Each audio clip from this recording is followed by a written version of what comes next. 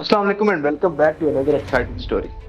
देखिए, इसराइल और फ़लस्तीन की जो वॉर वो एक न्यू फेज में एंटर हो चुकी है, लेकिन इस वक्त यमन की सपोर्ट के बाद इसराइल को खतरा जरूर बढ़ चुका है, क्योंकि 57 ममालिक में से भी कुछ कोर मौजूद ऐसे हैं जो कि इस वॉर में कूदना चाहते हैं। 75 साल तक इसराइल ने ऐसा कोई अटैक नहीं देखा था जो कि 7 अक्टूबर को हमास पे हुआ। It was unthinkable for Israel. Israel military planners बहुत मुश्किल में नजर आ रहे हैं। इसराइल कहने को अपने आप को तो यही समझता है कि वो दुनिया की सबसे बड़ी इंटेलिजेंस एजेंसी है और सबसे बेहतरीन है, मगर इट वॉज अ ब्लंडर। और अब साफ नजर आ रहा है कि इसराइल मुश्किल में फंसता चला जाए। आइए इस वीडियो के अंदर हम इसराइल के इंटेलिजेंस फेलियर को थोड़ा डीपली स्टडी करते हैं। इसराइल के इंटेलिजेंस को समझने के लिए सिक्योरिटी एस्टेब्लिशमेंट को भी समझना जरूरी है। अब आप ये भी एक बात याद रखें, इसराइल जो है वो एक अनडिक्लेयर्ड न्यूक्लियर वेपन स्टेट है और हर तरह के स्ट्रेटेजिक वार्निंग अलर्ट्स देने के लिए इसराइल के पास दो मेन ऑर्गेनाइजेशंस, नंबर 1 शबाक और दूसरा शिन बेट। गजा से किसी भी किस्म के अटैक के खिलाफ इसराइल का warning system 3 main defence layer पर रिलाई करता है। सबसे पहले शिन बेट के ह्यूमन इंटेलिजेंस रिसोर्सेज हैं। इनका मकसद वार्निंग देना था कि हमास की लीडरशिप में एक मेजर अटैक की प्लानिंग, प्रिपरेशन और एग्जीक्यूशन हो रही है। सेकंड लेयर पर अमन की सिग्नल इंटेलिजेंस कलेक्शन कैपेबिलिटीज थे। इन्हें हमास की एक्शन प्रिपरेशन के बारे में एविडेंसेस इकट्ठे करने थे। और तीसरी लेयर गजा के बॉर्डर के पास एक बड़ा ग्राउंड बैरियर था जो फिजिकल ऑब्स्टिकल्स, इलेक्ट्रॉनिक सेंसर्स और दूसरे विजुअल मीन्स पर कंसील कर रहा है। अगर कोई भी इसराइल में एंटर होने की कोशिश करे तो ये ग्राउंड बैरियर उनको रोकता है। जी बिल्कुल। 7 अक्टूबर की सुबह ये तीनों लेयर्स फेल हो गई। उन्होंने अटैक का मैग्नीट्यूड या उससे रिलेटेड कोई भी इंफॉर्मेशन प्रोवाइड नहीं की। अगर हम इस ब्लंडर के रूट में जाएं तो हमें 2 फंडामेंटल फेलियर्स देखने को मिलते हैं। फर्स्ट कॉन्सेप्चुअल है, जैसे कि 1973 में फेमस था। शिन बेट और अमन का एक बहुत गलत लेकिन सॉलिड ज्वाइंट एस्टीमेट 2 एलिमेंट्स पर मुश्तमिल है। फर्स्ट ये कि इसराइली मिलिट्री और इंटेलिजेंस हमास को कोई भी फौजी कार्रवाई करने से रोकेंगे। दूसरा ये कि अगर हमास कोई भी अटैक करता है तो शिन बेट और अमन उन्हें टाइमली वार्निंग देंगे। 6 अक्टूबर की रात को इसराइली इंटेलिजेंस ने कुछ वार्निंग इंडिकेटर्स डिटेक्ट किए थे, जिसकी वजह से रात के वक्त एक high ranking consultation series generate हुई। अटैक होने में 11 घंटे बाकी थे। उसको रोकने या कम करने के लिए आखिरी मौका था, लेकिन सबको लगा कि हमास ऐसा अटैक नहीं कर सकता, शायद डिटेक्शन गलत है।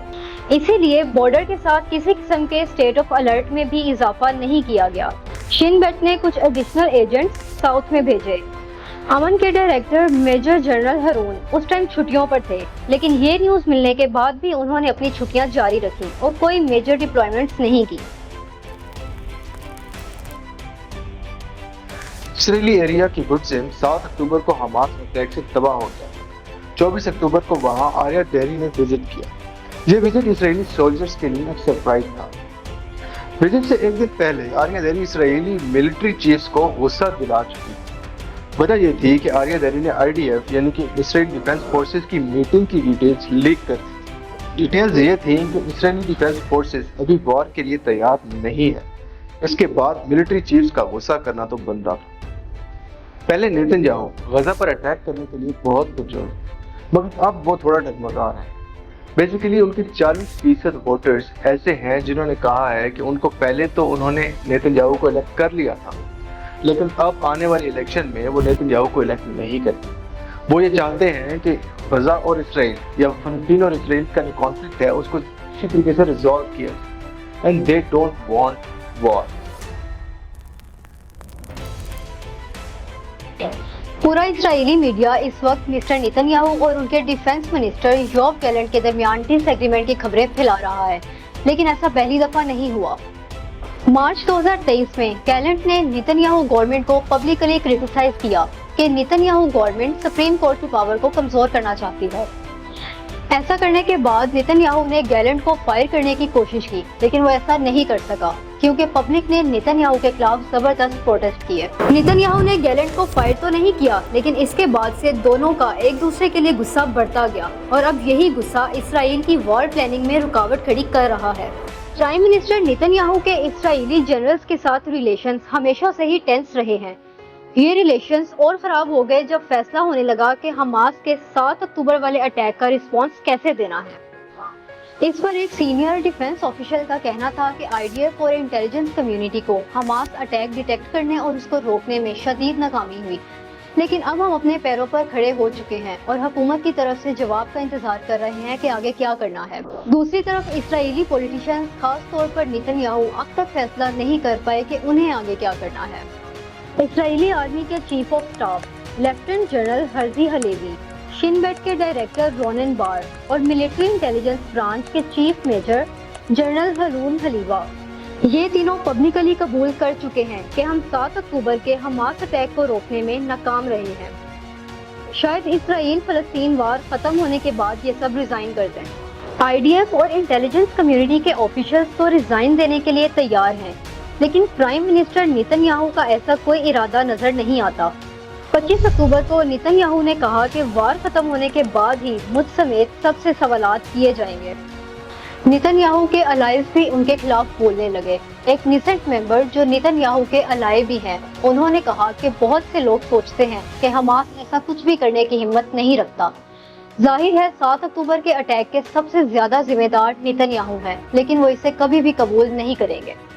प्राइम मिनिस्टर बनने के बाद नेतन्याहू को चाहिए था कि वो अपना ज्यादातर वक्त वॉर कैबिनेट के साथ मीटिंग करते या फिर फॉरेन लीडर्स को वेलकम करते, लेकिन इसकी बजाय उन्होंने अपना ज्यादातर वक्त जर्नलिस्ट या अपने पॉलिटिकल एडवाइजर्स को ब्रीफिंग देने में गुजार दिया। नेतन्याहू के बहुत से अलाइज और अल्ट्रा रिलीजियस पार्टीज अभी भी उनका साथ देती हैं, लेकिन वो सब भी जानते हैं कि अवाम का गुस्सा और एक इलेक्शन नेतन्याहू की हुकूमत खत्म करने के लिए काफी है। मगर इक़्तिदार में रहने के लिए सब अभी खामोश हैं। इत्तमार इसराइल नेशनल सिक्योरिटी के मिनिस्टर और ज्यूश पावर के लीडर हैं। उन्होंने मजीद अटैक से बचने के लिए इसराइली सिविलियंस को वेपन्स दिए हैं। इत्तमार बैन काफी टाइम से इसराइली ज्यूज और अरब इसराइलीज के दरमियान टेंशन क्रिएट करने की कोशिश कर रहा है, लेकिन अभी तक वो अपने प्लान में कामयाब नहीं हो सका। इस वक्त सारा मसला इस बात का है कि हमास का क्या करना है। 2007 से पहले गजा पर फलस्तीनियन अथॉरिटी का कंट्रोल था।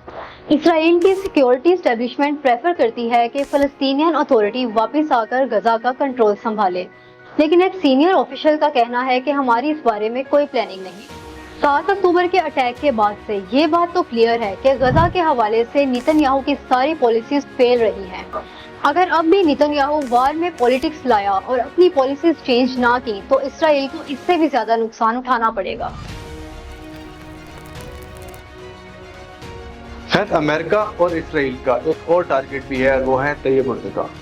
तुर्की के सदर तैयब उर्दगान ने हमेशा से हमास की साइड ली।